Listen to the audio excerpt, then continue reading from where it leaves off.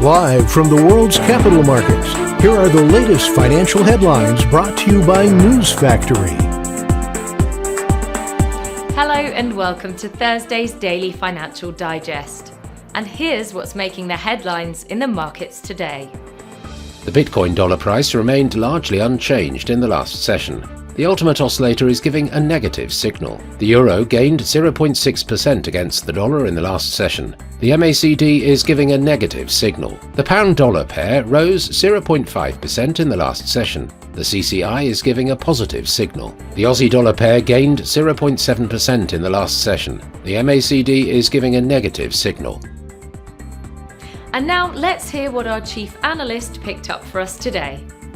Zeekr, the premium electric vehicle brand of Chinese automaker Geely, has restarted stalled plans to raise up to $500 million in a New York initial public offering, according to multiple sources. Gold prices extended a record run as concerns of inflationary pressures boosted demand for bullion as a hedge, with traders shrugging off doubts over an imminent US interest rate cut and rising treasury yields.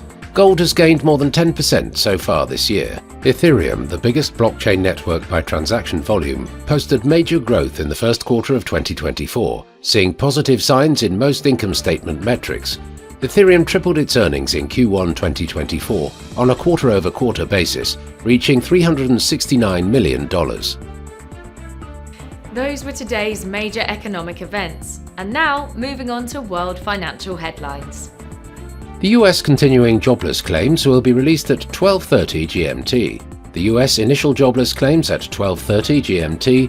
The Eurozone's producer price index at 0900 hours GMT. Japan's overall household spending will be released at 23:30 GMT.